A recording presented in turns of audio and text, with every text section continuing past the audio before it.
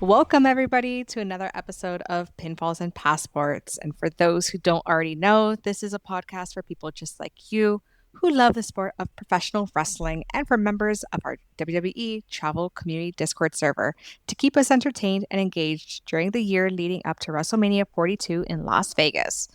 Each episode will feature a variety of server lore, hilarious and jaw dropping stories, news, information, WrestleMania and Las Vegas travel tips, and a cast of crazy but amazing characters that make the WWE travel community and its almost 1,800 members so great. Not a member of the WWE travel community? Come join one of the fastest growing pro wrestling communities online, and you can find the Discord invite link here in the podcast bio. And don't forget to follow us on Instagram at Pinfalls and Passports. Also, please don't forget to follow and subscribe to this podcast to keep up to date with all things involving the WWE Travel Community Discord server. My name is Katie, and this is Pinfalls and Passports. I am here today joined by Dorkchop. Hey! And Allie. Hey! Welcome, everybody. This was a fun, newsworthy week of wrestling, would you guys say? Oh, yeah, definitely. Definitely. For sure. Let's kick things off. Let's talk about SmackDown. So we are in Australia now. We are in the land down under. How did the SmackDown start? So it started off with Cody kicking off the show, right? A little bit of blah, blah, blah, whatever, just hyping up his match with Seth. Were you guys disappointed that Seth didn't come out at all? Because I was kind of expecting it. I was kind of expecting Seth to come out too, especially to silence the Seth's a wanker chants. I especially loved it when they tossed the microphone to Wade Barrett and he's like, what are they saying? I believe they're saying Seth Rollins is a wanker. That's a first, would you guys say? Definitely. Oh, yeah, for sure. Yeah, and then, it was a pretty, typical promo, whatever, right? But first match of the night, we got Sami Zayn, right? Mm-hmm. And guess who comes out with the his old music? Yes. Best version of him. No, I love the new one, and I like the fact that Triple H and Shinsuke worked together to curate that entrance. If I can find the link, I'll post it. But there's actually documentary footage of Triple H and Shinsuke working on how the entrance would look, the timing of the lighting, and it was kind of their little passion project. So maybe I like it because I know how much work they put into it. But I did like the second theme. But the first one was amazing too. See, I really like that original theme, but I had no idea that there was a lot of work that got put into that second theme. Yeah. So that makes me sad now. He's back on the floor doing the split thing, so it's okay. And I'm here for the good vibrations. Yeah. So Shinsuke's back, right? But then it ends with MFT interfering, and it's not going to be the only time that we see them tonight, right, guys? No. What? We saw them right after the Wyatt Six and Street Profits, who also have their old theme back.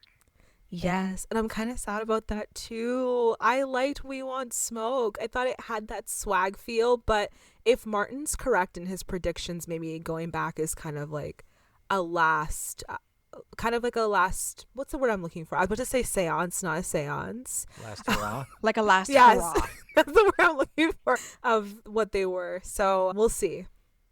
Yeah, I feel like within the server, everybody was really popping off between Shinsuke's old theme and then Street Profits' old theme coming back. So I wonder, because there's been news that a lot of the talent don't like their new themes. They want to go back to the old themes. Drew in particular, Sheamus, another one.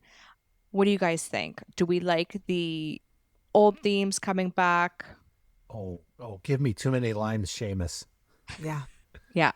It's time. I just don't think for Drew, and this could be controversial, Broken Dreams is a great song, but I think he had it, then took a massive break from WWE, and he changed and transformed so much that I don't know if it fits his current vibe. Yeah. I could be wrong. No, I would agree with that assessment. I think his current theme really reflects more on who he is now. Yeah. Yep. Totally.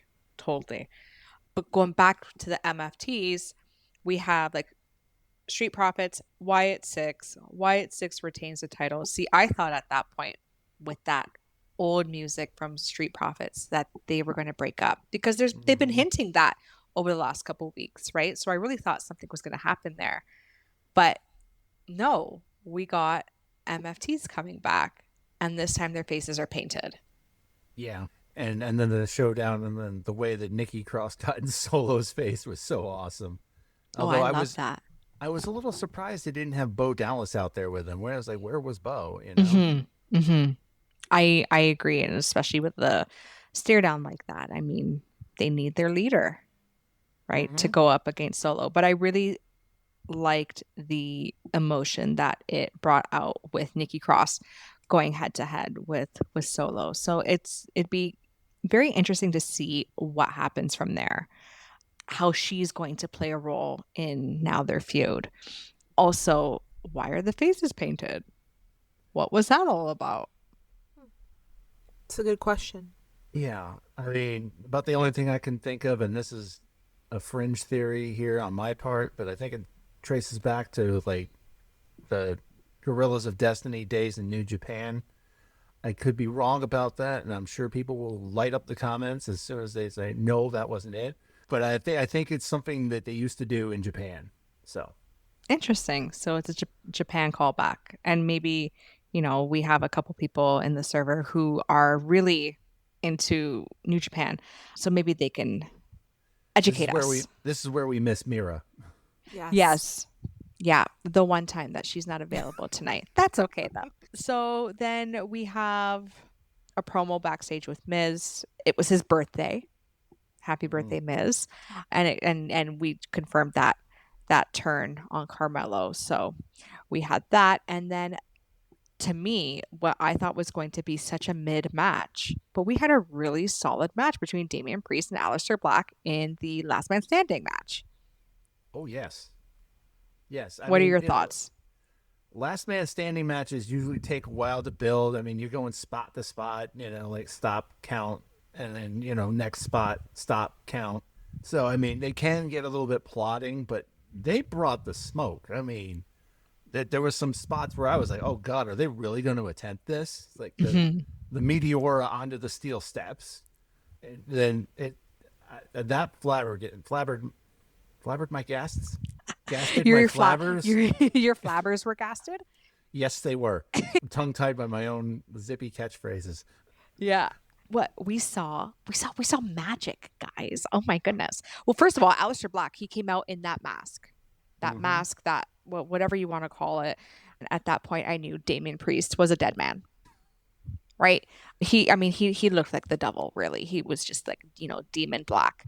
And then at the end, when they're out in the crowd and we see Aleister Black throw before that, oh my goodness, Zelina comes out.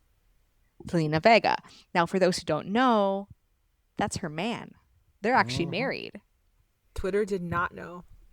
Twitter did. I don't know how they didn't know. I mean, if I knew, how did they? I don't understand that. But that was chaotic. Like on my Twitter feed, it was like Love Is Blind. Zelina Vega and Aleister Black are married. Yeah, like so she comes out and she's like, "No, that's my man. Like, let's end this," because they were up on that, box, right? And what happens? She gets kind of pushed off aside. Aleister Black is like, "Listen, lady, I got business to take care of," and throws a firebomb, right? Or ball of fire in Damian's face. And what was it? That was the count out. So I thought they were going to set up for a South of Heaven off of there. I thought Damian was going to win at that point up until Zelina appeared. And then I was like, uh-oh. And then we got the fireball. And then, Black Mass. And then Damian just crashes through the tables that are set up outside of the where the equipment was stacked up. Yeah. And it was like, no, this can't end like this. Because, I mean, like, I think there was I was watching live, and it was about 10 minutes until it was running short of 2 hours. So they must have padded it out when it broadcast in the U.S. Yes. Yeah. Because maybe that match should have gone on a little bit longer than it did. Who knows? But, yeah, because I was watching it live. But overall... Oh, finish and I'll say the other Twitter lore about this match. Ooh, okay. So I was gonna say, I was actually like pleasantly surprised with this match because we've seen them, what, how many times have they gone up against each other now? Yep. Right? I thought it was just gonna be rinse, wash, repeat kind of thing. But no, Yeah. I was pleasantly surprised. And so now I just want to see, okay, so he uses fireball. Now what? And I was saying in the server when I was watching, I'm like, okay, so tomorrow for Crown Jewel, we have the Aussie rules street fight or whatever. If they're using a fireball here for a last man standing, like we're gonna see a kangaroo tomorrow, right? So I was looking forward to seeing what was gonna happen for Crown Jewel if that's what they did on a SmackDown. But go ahead, Allie. Oh, all I was going to say is that after the match happened and Zelina came out, Lola Vice, who, for those of you who don't know, is Damian Priest's girlfriend, she tweeted in response to a couple of the things that happened. So people are saying that that could be her call up to the main roster. I don't think it would be. I think it'd be kind of like a cameo, if so. And Damian's Yeah. a little bit more private, so I can't see him consenting to that. But she did respond as well. Ooh. And I think WWE is kind of using couples for matches right now. So I think it would be a cool opportunity to see Zelina Vega, Lola Vice against each other and then in a mixed tag match with Damian and Alistair. But that's a lot of like the Twitter conversation about that. I like that. What did she respond? I don't remember the exact response. Now I have to find it, but she did respond. Ooh. Oh, Okay. We're gonna have to go take a look at that. I like that.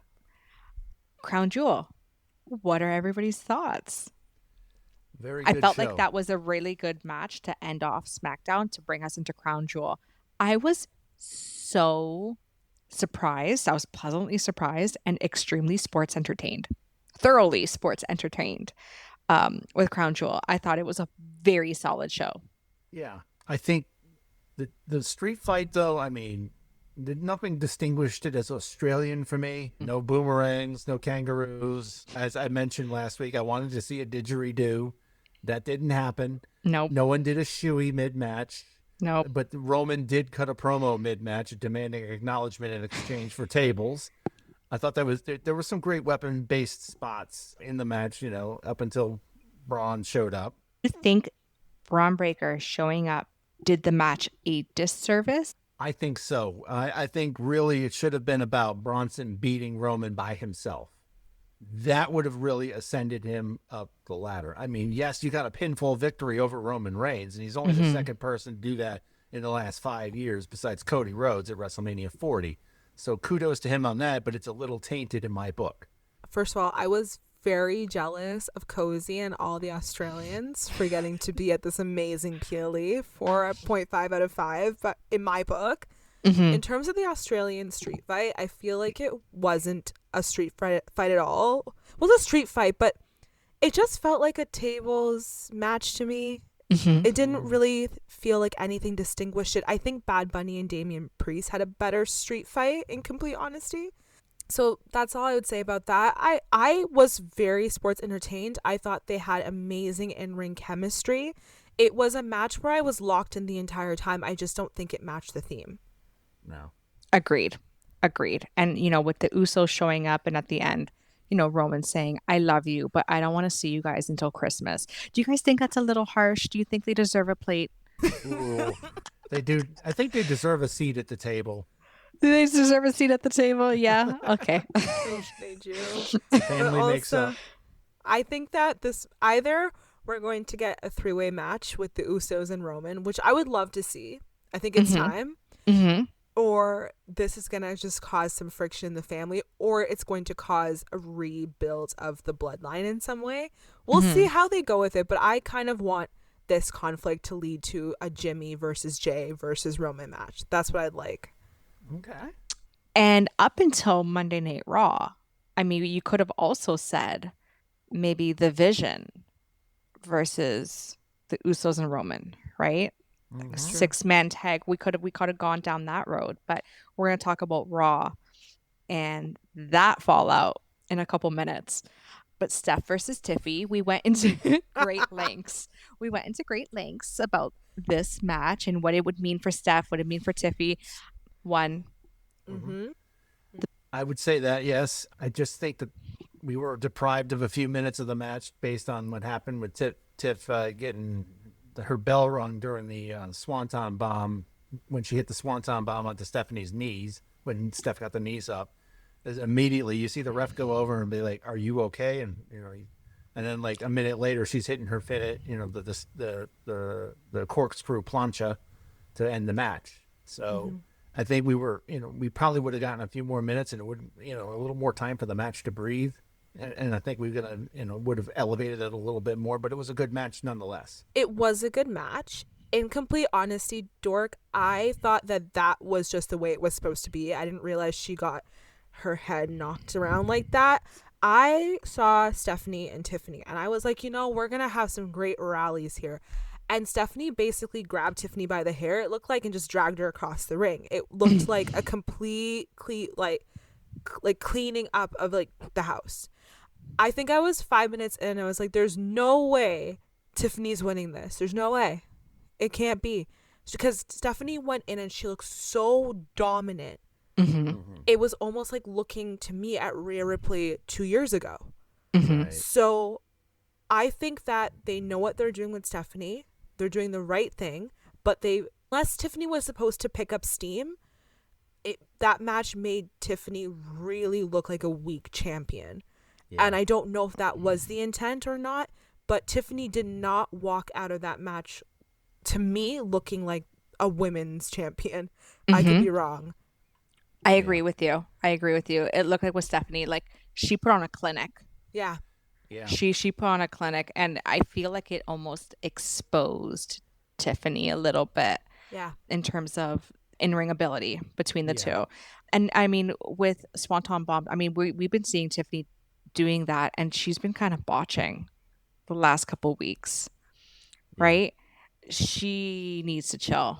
I think she's going to hurt herself, because the last time I believe she faced Jade Cargill, and she did it off the top rope, and she wasn't supposed to land on her feet, and she landed on her feet. Now that could just be Jade as well, missing her fall. But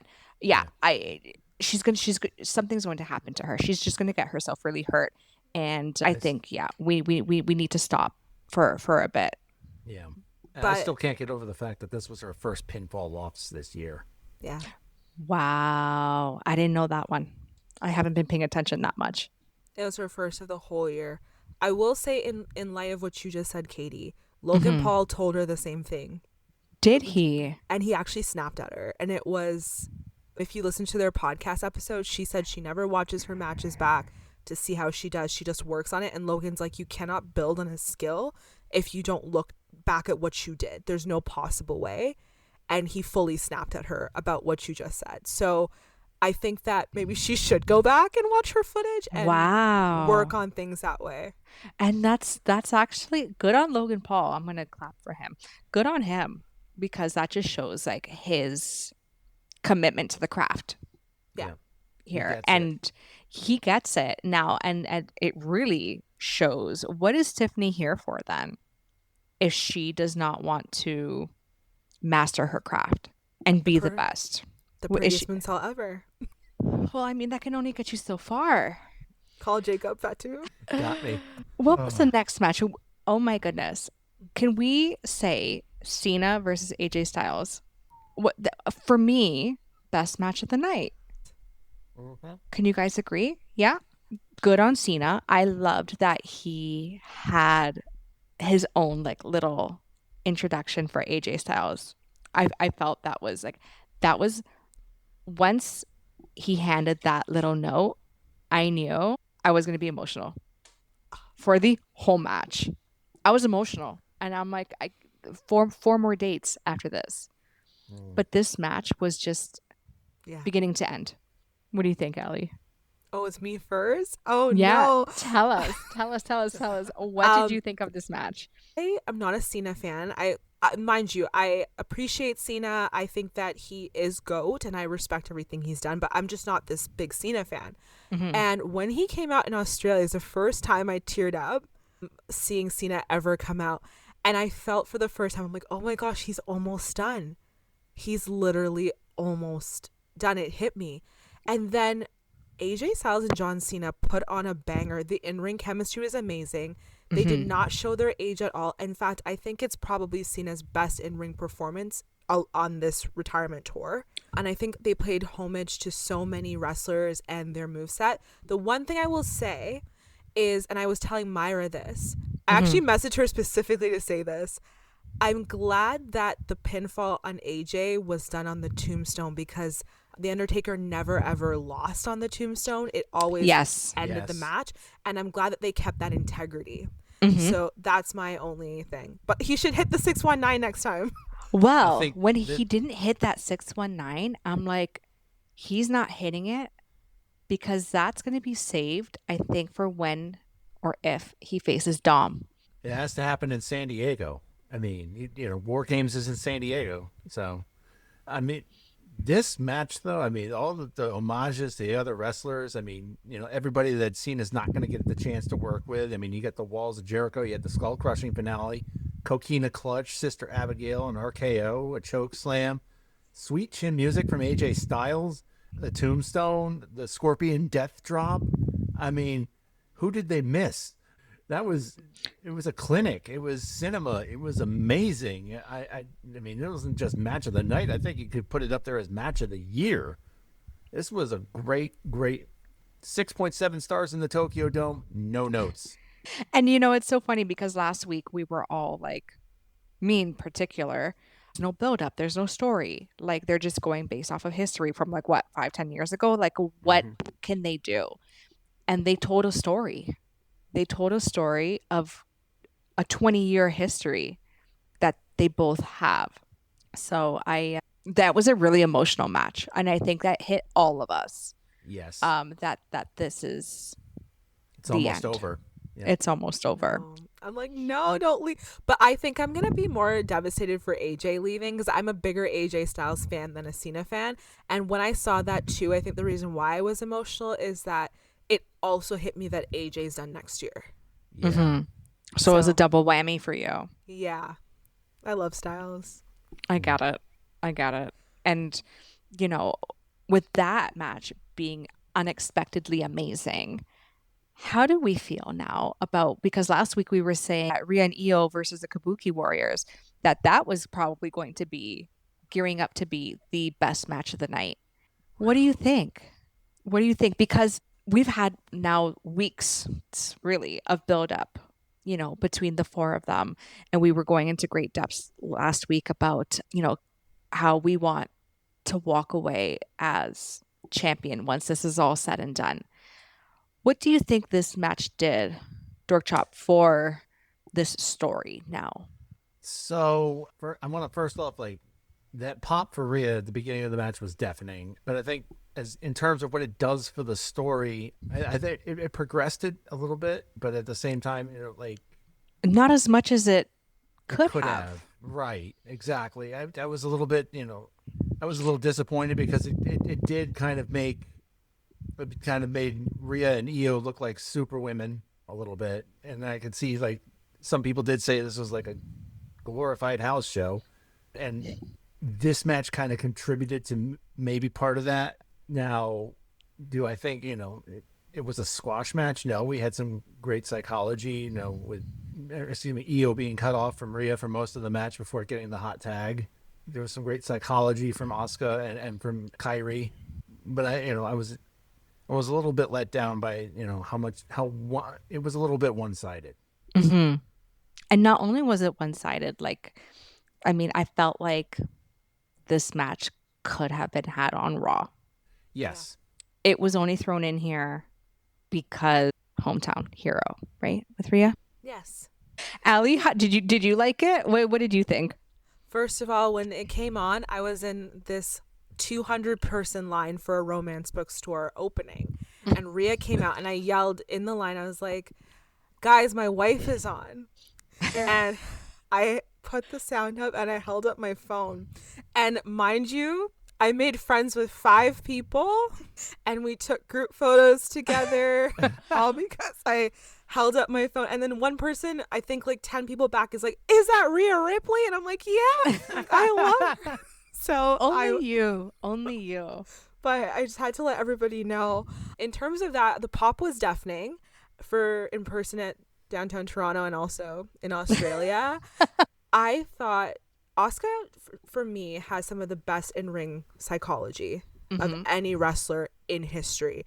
And I think in this storyline, in this situation, Kairi and Io, actually, I think it's showing and it's coming out. And I'm like, this is the Asuka I love. So I loved this for Asuka. I knew that they were going to make Rhea and Io look powerful in terms of this match because of hometown advantage. But the thing with Asuka and Rhea is you're going to get good in-ring work. A controversial take, I'm not a fan of Kairi's style of wrestling. I just never have been. I don't think she's a bad wrestler. I'm just not a fan of her in-ring work. But it was a good technical wrestling match all around. I don't think it progressed the story at all. I do think it's cute that Io and Rhea had the Rio on their faces. I thought that was kind of cute. But this to me was just, it was good, a good match to come off of Cena and Styles. It was good, not awful. It was just good. Maybe what? So a good bathroom break match, I guess, if you're looking at the whole card. There was no bathroom breaks here. I know. You gotta hold it. This for a B PLE, this was one of the better PLEs this year. Yeah. And I feel like that's what's been happening with the B level PLEs this year. They've been the best shows. WrestlePalooza has entered the chat and disagrees WrestlePalooza with you. was not a B show. That is a new PLE that was thrown in because of ESPN and because of AEW, and that was just a flaming pile of trash. That was disgusting. That was a money grab, okay, and a ratings grab, and we are not going to talk about that. We are not going to acknowledge that. Banish it to the Phantom Zone. That how are you gonna throw in? How are you gonna create a new PLE with like 3 weeks? Like first, like they literally created it to go head to head with AEW. That's what that was. Yeah. Yeah. Like, be better, but that's TKO. That's not WWE. That's not Paul Levesque. That's TKO. There was a fail burger with cheese. Yeah, but it made them money, so they don't care. But I mean, yeah. ESPN, probably after that, ESPN probably gave him a call and was like, what the hell? What, like, if this is what you're going to deliver, I want my money back. What's the refund policy? Yeah. Yeah. No, we're not. No, I'm going to talk about Elimination Chamber. That's a B level PLE. Yeah. And that was amazing for various reasons, but whatever. I'm not going to go back that far. That's ancient history. Let's talk about the end of the show. So let's talk about Cody and Seth.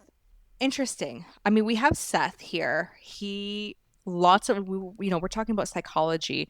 I mean, we've already seen him with the watch the last couple of weeks, right? Staring off into that watch. He came out and his pants had, I don't know if anybody noticed, but his pants had pieces of the gear that he wore the last 3 times that he faced Cody. One of them being from WrestleMania 38. He had the black lace. And then the other one was from WrestleMania Backlash, also with the black lace and the teal. And then the Hell in a Cell in 2022, which is the Dusty Rhodes polka dots. So that right there, he's trying to get into Cody's head wearing those 3 pieces of gear. Crowd try to get in Seth's head with the wanker chants. What do you think? And then again, Seth, with the Stardust cartwheel as well. What do you guys think? Like, do you think this was a good match? Do you think this match had good storytelling, or was this just, as much as I love Cody, a typical Cody Rhodes match? I think it was good psychology and maybe a little bit of a misfire on the execution. The later spots in the match really delivered, although that coast-to-coast headbutt, was that really necessary? That just looked like a terrifying spot. The avalanche crossroads was another one where I was like, oh God, I hope they make it out of this one safe. and then of course the stomp to end it from the second rope, I believe it was. Yeah. Yep. And then he uses the watch as well. I called it. I called it. I knew, you can't be looking at that watch for weeks and weeks and not use it in the end, right? Right. It just showed like his desperation. What do you think, Allie? How did you like this match? This was my bathroom match, unfortunately. Wow. I started getting bored about 5 to 7 minutes in. It was just very typical. I felt that, to me, this was a match that could have just been on Raw or SmackDown. I didn't think it was anything special. They weren't doing anything new or unique to me, and they kind of lost me, in complete honesty. The storytelling and the build up to the match was great, but I thought the match itself was just, they're both fantastic in-ring workers. It just didn't give me anything new or special. Yeah. I agree. And did you guys think that, like, were you surprised that that this was clean? Like there was no interference from the Vision? Were you surprised about that? I was almost certain there was going to be a new member of the Vision introduced. Especially when Paul Heyman told Braun and Bronson to stick around in the back because it's a meritocracy and all that. And I was like, oh, yep, there it is right there. New member confirmed. We're getting a new member tonight. And when it didn't happen, I was a little bit let down by that. But I feel like I was the victim of my own expectations in that regard. There was a lot of tease, though, about something happening, something. So I don't think it was your expectations. I think that's just what we're used to with the WWE blueprint, right? Yeah. Especially how we got swerved after SummerSlam, right? I was personally waiting for that swerve at the end, but I feel like that swerve would have happened had Cody won, right? With Seth winning, would it have made sense for somebody to come out? Because it was a clean finish. I felt like it would have, like somebody would have come out to influence the finish. If it was going to happen, it would have happened then. Right. Yeah. Yeah. Once I saw that Seth had won, personally, that's when I was like, this is it. Right. And then you see Stephanie's in the ring. She has her belt. Seth has his. Okay. So now this is done. Now, the next day, or not the next day, but Raw. What a Raw. So whatever. So Raw opens up the show, or Seth comes out, whatever, typical Vision promo, blah, blah, blah, blah, blah. Did you guys notice Braun Breaker off in the corner, just kind of on, like, in no man's land? Yeah, Did you notice that? Noticed him pacing a lot and going off into the corner and it kind of just like itching to do stuff. Honestly, I thought that was just typical Braun Breaker tweaking. No offense. I'm not trying to be rude. First of all, I loved that promo. I was locked in the whole time. Seth can talk for half an hour and I'm locked in. But I just thought Braun was being Braun. Yeah. So I had to watch it back because the first time I watched it, I was just kind of zoning out because I was anticipating another member to come out, and then when it didn't happen, I was like, okay, whatever. I can't wait to talk about the end of Raw. So let's talk about Dom. Can we talk about Dom Mysterio for a second? Sorry, Dorkchop. We're gonna have a little bit of girl chat right now. Okay. Allie, you hate the neck tat, don't you? It's atrocious. Okay, Dorkchop. Let's get your take. Oh no, I'm with Allie on this one. The neck tattoo is hideous. Okay. So I am of the minority here. Like the neck tattoo on him, I feel like a neck tattoo suits him. I feel like the execution of it is a complete fail. Yeah. It honestly looks like my 4-year-old drew it. Yeah. I hope it's not done. I hope this is just the start of something. But I kind of like it. I kind of like the look. But I don't like how it actually looks. Do you get what I'm saying, guys? I know everybody in the server hates it. I think like one other person likes it. I think it's Mira. Yeah.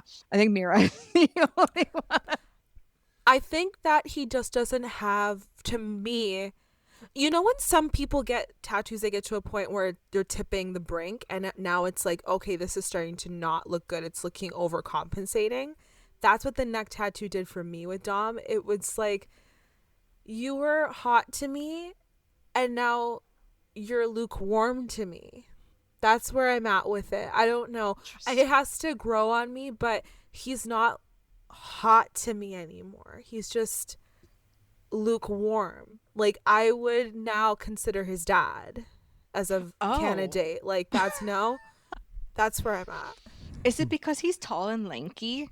You know, I tall and lanky campaign. Allie likes tall, lanky men. I have a thing for tall, lanky men. I like when they blow in the wind. Like, you know, when you're at a used car dealership and they have that. The inflatable. I like when they wacky waving inflatable arm flailing tube men. There you go. Yeah. I knew you were gonna get that. Okay, so we like tall, lanky men, but without the neck tattoo. That's what it has to be done well. That's just not a good neck tattoo. He has time, and the potential is there to get better. It's just an outline right now, but I wonder what his wife thinks about it. Bless Juliet. So we see here, okay, so Dom and Penta, okay, so another match. Well, they've been going back and forth for a couple weeks now. I love these two together. I feel like they are so funny and they do have a lot of chemistry. But where do we go from here with Dom? Well, I think he's going to resolve his issues with AJ Styles and Rusev. I love the finish of this match, by the way. I thought it was a very creative finish. You know, very Eddie Guerrero-esque. You know, if you're going to lie, cheat, and steal, do it all the way, or don't do it at all. It was, you know, very creative on his part, using the ring bell or the ring hammer, and then not only that, but putting it back in his boot to add extra oomph to the 619. I'm kind of sad that Penta took another L in an Intercontinental Championship match, though. You know, I mean, it's kind of devaluing Penta a little bit. You think so? Do you think that he is ready maybe for something else? Oh, I mean, Penta should have already had the USA or Intercontinental by now. I do agree. But that's why I'm saying, like, where do we go from here with Penta, right? Like, he has the crowd. He has the in-ring ability. He needs that push, right? To really propel to upper card. Because right now he's kind of stuck in the mid. I think he should have, no offense, he has the ability and the pull to be competing for a world title. But obviously we want to kind of have the steps of progression. To be honest, who's the U.S. champion right now? I don't even know. Sami Zayn. I forgot all about him, you see? So we have opportunities to put Penta in on the mid-card scene. I think that, first of all, they need to be turning around the mid-card belts a little bit faster. I think that's the intention and what they're made for. And I think having one person have the mid-card for so long is taking away from people like Penta and the opportunities they could have. That's my opinion on that. But he needs to either send him to SmackDown to get the U.S. title. After you figure out what's going on with Dom and potentially Cena, then we got to throw the IC on Penta. I think it's time. Interesting. And do you see Dom and Cena happening at Survivor Series, or do you think that happens sooner, like on a, like Boston Raw? I think if you're going to do that, you're going to do it in Madison Square Garden. Yeah. Interesting. Another thing too is that Dom has both belts right now. He's had a great run. Cena only needs that one belt to be a Grand Slam champion. He got his 100 PLE on the weekend. He is going to be potentially in his first War Game. We don't know yet. We'll see in his first and last. But he just needs that one. It doesn't make sense to have Cena leave and not be a Grand Slam champion, in my opinion. I agree. Dom can afford to lose it. At this rate, Dom has been champ since WrestleMania. Yes. Yeah. He can lose it to Cena and nothing can happen to Dom. Yeah. That's not going to affect him in a negative way. And he still has the AAA championship, so he's fine. He has 2 belts. That's right. Yeah. That's right.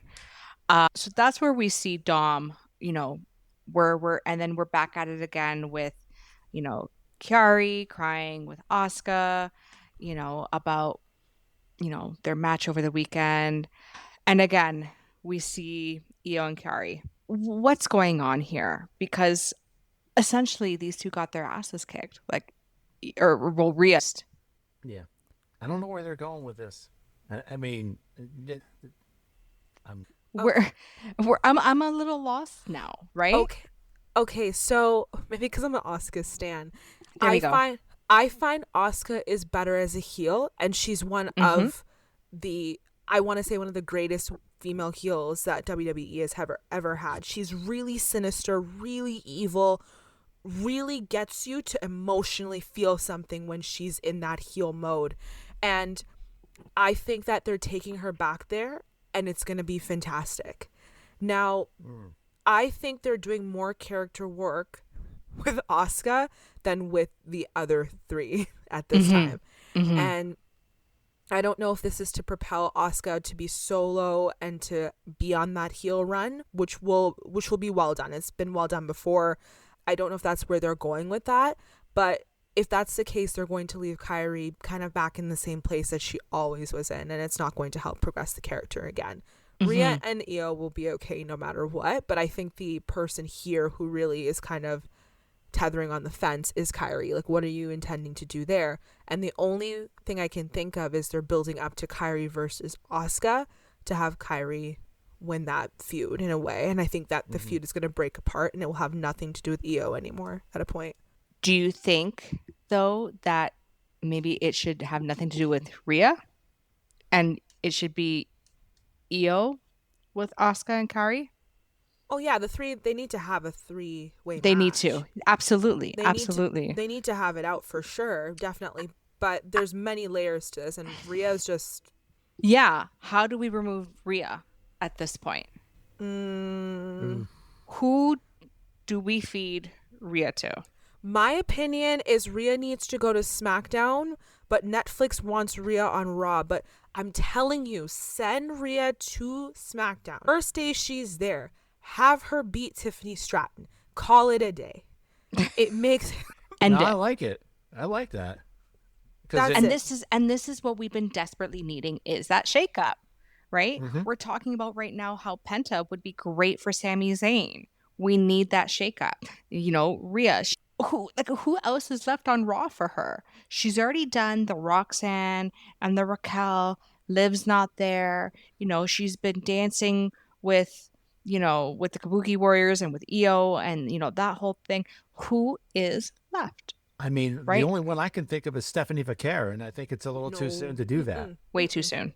Keep those two apart for at least 6 months. I don't want to see them even talk to each other for 6 solid months. They are at the same level. I don't want one to depreciate the other. Tiffany Stratton has run through that entire SmackDown roster.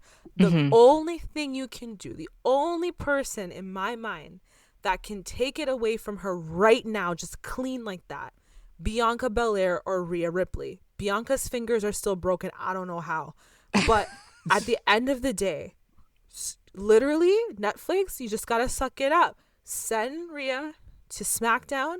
1, 2, 3, done. That's it. Free us. So Rhea would get the Charlotte Flair treatment. Well, she already was. Why not? And people love it. No, nobody's like upset about it. They just don't want her to have the world championship for a while. Nobody said anything about the WWE championship. Okay. Now, do you want to see Rhea stay a babyface, or do we need to see heel? I kind of don't mind either way right now. Hey, oh my God, my bells are going off right now. So, Damian Priest, he's on SmackDown. You bring Rhea over to SmackDown. Now you have Rhea pairing up with Damian Priest again. You're right. The Terror Twins against Alistair and Zelina. Interesting. I like where your head's at. That'd be great. Oh, I found the Lola Vice response. It was the George Clooney gif of her popping out from behind the bushes in response to the WWE. Like, hey, I'm here. Yeah. Because do we think Lola Vice is ready to come up? No. No. She needs that NXT championship. And if she did, it's a cameo. It has to just be a cameo. Yeah. And I mean, let's be real. Like, Zelina Vega is not the strongest performer. She's probably one of the weaker, I feel like, female talent on SmackDown. Also, but I have to be honest, Rhea and Zelina have very good in-ring chemistry. I find Zelina does not have good in-ring chemistry with a lot of people, and especially significantly taller people. But for some reason with Rhea, they just put on bangers. So yeah, I'm not opposed to the Terror Twins versus the Blacks. We need to somehow get her over there. Yeah. I don't know how we do it. Again, roster shakeup. Hello. But let's see. Now, Bronson Reed, Jimmy Uso. So, okay, Splat. first of all, he's looking like a little bit of a jobber, isn't he? How can anybody take him seriously? When was the last time he won a match? Oh, wow. We're getting into like Kurt Hawkins, Barry Horowitz territory with him. Well, let's call a spade here. Hmm. Yeah. We all knew that was going to be a squash match. Quite literally. Yeah. Yeah. You know, and even though Jay was like, I'm not going to help you, I got to worry about my own match, blah, blah, blah, he still comes out much too late, anyways. Right? Yeah. I don't think we need to talk about this, right? Not It really. was what it was. Yeah. Right? Bailey and Lyra. Sorry, Seven. It's Lyra? I thought it was Lyra. I thought it It's was Lyra. Lyra. Yeah, Oh. I'm just, it's the Eastern European in me that whenever I see like an LY, Yeah. I see it as Lee. So my bad. But what did you guys think with Bailey? With her? What are they doing with Bailey? Like, is it a Miss Dr. Jekyll and Ms. Hyde kind of thing? You know, where the slap brings out the crazy side or something? I don't know. I'm confused. It's like every week it's like something different, but it's not making sense. It's not cohesive. Yeah. I feel like they don't know what to do with Bailey, but they don't want to release her, but there's no need to release her, but you also don't know what to do with her, and I feel like they haven't known what to do with her since she left Damage Control. Yeah. Ever since she lost the women's championship to Nia Jax, she's kind of been rudderless. Yeah. They've been playing on the whole, what is it, bipolar, schizo thing. If they're going to lean into that, really lean into it. Yeah. Because they've been kind of tiptoeing around it. I feel like we should be seeing it more. We should be seeing more of that every week, right? Where like I want to see midway through the match her just start to tweak out. I want to see stuff like that. And like we've been, like I said, kind of been seeing it, whatever. I just feel like it's kind of being half-assed right now. What do you think?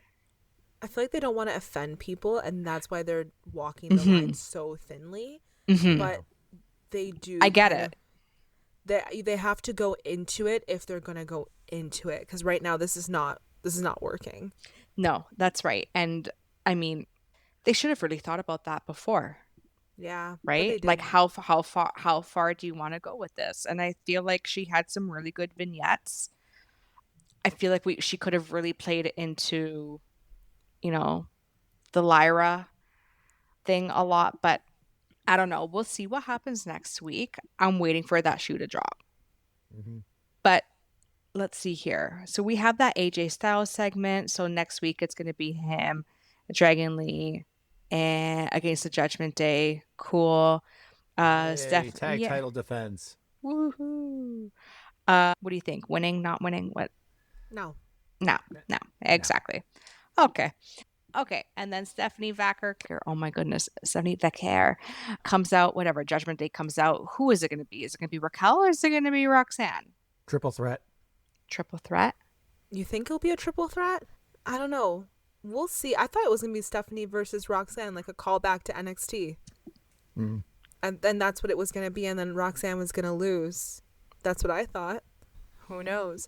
We don't know what's gonna happen here, but we'll see next week. Yeah. I like it.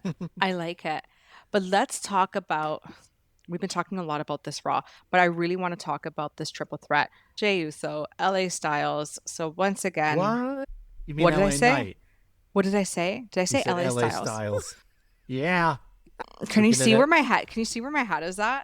Jay's way better in ring, so Guys, it is 9:15. I am tired. Okay, LA Knight. My bad, guys. Oh my god. Okay, once again, this is for number one contender. Are we surprised that Punk won? Did the right man win? no. I think he did. I think the Allie? right man won. Is this to face Seth Rollins again? Yeah.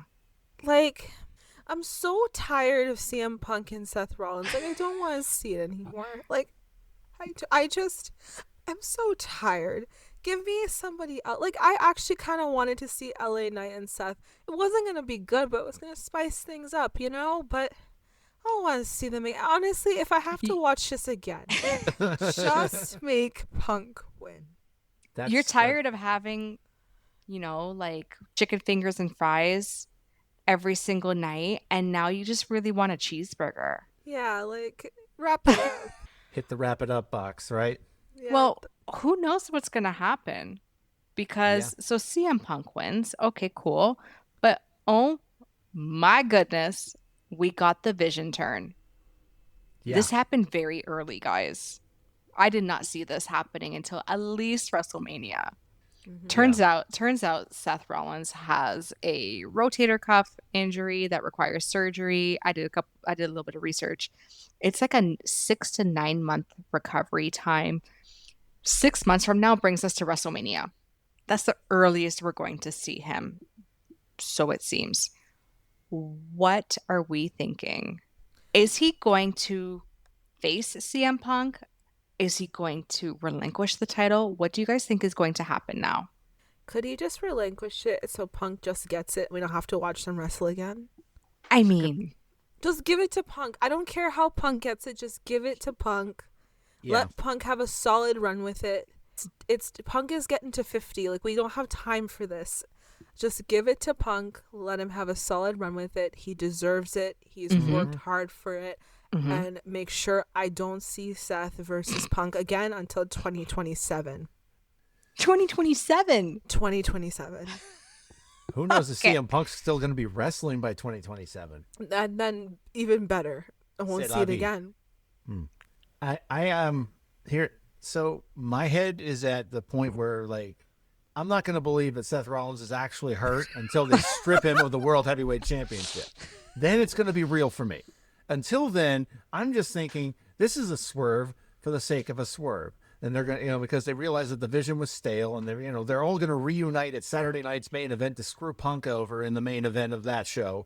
And, like, we fooled you again. But yeah, until I see Seth Rollins stripped of the World Heavyweight Championship, I'm not going to believe it's. I hope it ends up with CM Punk being champion. I really do. I want that. I am a huge CM Punk stan. I have been saying for months that he was robbed of the title. Seth Rollins stole it. Yep. But I mean, until I see him stripped of it, I'm not going to believe he's hurt. Interesting. Did that ever cross your mind, Allie? I kind of believe that his rotary cuff was hurt. I'm a Seth girly, so I still trust him when he says things that are wrong or he does things that are wrong. I just feel at this point, I'm not a Punk stan at all, but at this point, just give him the belt. That's how I feel. Do you guys think this is karma because he did fake that injury with the knee? That now he's like legit injured? Do you think this is just karma saying peekaboo? This is what happens when you lie? I just feel like Seth just, like, I don't know. I feel like he just gets injured, has these micro injuries all the time because he's doing these wild things. I think he landed wrong in the match with Cody, and that's what happened. Yeah. So they landed on his shoulder during the headbutt. I was gonna say, is that when it happened during the headbutt? The coast to coast. The coast to coast. Yep. Yeah. Which, why was he even attempting that in the first place? That was insane. I think Seth still thinks he's 20. I think that's the problem. He's still wrestling like at 20-something on the indies. Yeah. He's a little reckless now. And Rebecca needs to, have a talk. Not Rebecca, Rue needs to have a talk. With her hot dad? Okay. I've seen them training Rue in the hotel rooms, and I'm trying to tell you, Rue's gonna debut, and it's gonna be iconic. I'm waiting for Rollins, but Rue needs to talk to Seth, like, to prepare, so he's still able to function, just like Ray's able to function and Dom's there. I kind of want, I'm seeing the vision. Pun intended. Now, speaking of the Vision, let's talk about the Vision. Where does the Vision go from here? Breaker, Spears, Rollins. First of all, like, who saw that coming? Not me. Yeah, right. We were crashing out. The whole server was crashing out, really. And then, he turns over to Bronson Reed. Now's your time to make a decision. What are you going to do? And without hesitation. Splat. Tsunami. Where does this go? First of all, they should have already beaten the Judgment Day for those tag belts. That's a huge L. Why do Finn and JD still have them? I don't understand. That should be with the Vision by now, and I think that should be the thing that they do next. Or they're trying to build Braun Breaker to take the heavyweight championship somehow from Seth. But if his rotary cuff is destroyed, I don't know how that's going to work.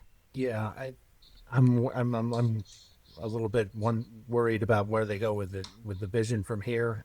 Yeah, I think they should send him out to the tag titles, but I also think they've been hyping up Braun Breaker to be a future WrestleMania main eventer. I could see him potentially winning the World Heavyweight Championship if Seth is injured and has to relinquish it. So, you know, Punk and Breaker and Saturday night's main event could be the main event of that show, and then you anoint Braun your new guy. No, I'm with Allie. Let Punk have his run. I'm with you guys too on that, but I don't see, you know, like I could also see them going the way of Braun Breaker, you know, just because try him out as a world champion before you hit WrestleMania season. That's true, and then just have Punk take it right off him at WrestleMania. Yep. That's something else. Elimination Chamber is going to be in Chicago. So, or do we get Long Legs coming in? Did you see me almost sip my drink and then put it back down? Pox upon thee! A pox upon thee! Allie, who's Mr. Long Legs again? Gunther. Gunther needs to be kept far away from any championship belt in Intercontinental, U.S., World Heavyweight Championship, WWE Championship. I'm sorry, but he needs to wait that the whole percentage of him having, you know, 80% of the time being a champion in WWE needs to come down to about 50. Give him WWE speed. Because there's nothing fast about his game. But it's Ludwig right now. Ludwig v. Gunther. We'd finally get it. Okay. I'm just saying. Just saying. So we got Mr. Tall and Lanky against Mr. Longleg. Oh my God. Oh my God, guys, we've been talking for an hour. Let's wrap this up here on a high note. So the door's wide open. What do we see happening now next week? We got 2 weeks until, or like 2.5 weeks until Saturday Night Main Event. Do we think that this Seth injury, potentially relinquishing the title, do we think this is going to happen on SmackDown this week? Or do we think it's going to be addressed next week on Raw? Next week on Raw. Yeah. So next week on Raw, that means then we have one other Raw, which is on the 27th before Saturday Night Main Event. Is that enough of a build for anything to happen? No. I don't think it's enough, but I think they're going to try and pull it off anyway. You know, a fatal 4-way to determine the other half of the title match at Saturday night's main event. Mm-hmm. So CM Punk versus the winner. Okay. Well, on that note, let's see here. So next week, lots of unknowns. We are back in the United States. We'll see what happens. But we're all in agreement here. Seth, real? This is legit? I hope it is. Not saying, and I'm sorry, it feels real, right, Allie? I'm sorry to cut you off, but like I wanted to clarify that I hope it is by not saying that I would wish injury on him. More that if they're going to tease us with this, don't be the boy that cried wolf. If he's hurt, be for real this time. Agreed. Okay, well, I want to thank you guys for joining me today. And to everybody listening, please do not forget to follow us on Instagram at Pinfalls and Passports. And don't forget to follow and subscribe to this podcast to keep up to date with all things involving the WWE Travel Community Discord server. My name is Katie. Once again, I am here with Dorkchop and Allie. Thank you guys again. Good luck to everybody buying Saturday Night Main Event tickets for Cena's last match. As of this recording, we are recording on October 14th, and those tickets go on sale October 15th at 10 a.m. Eastern. And I'm not telling you guys what the password is because I want my tickets. Oh, and I have to do it before we go. Ozzy, Ozzy, Ozzy. Oi, oi, oi. Oi, oi. Love you guys. Thank you. Good night. Good night, guys.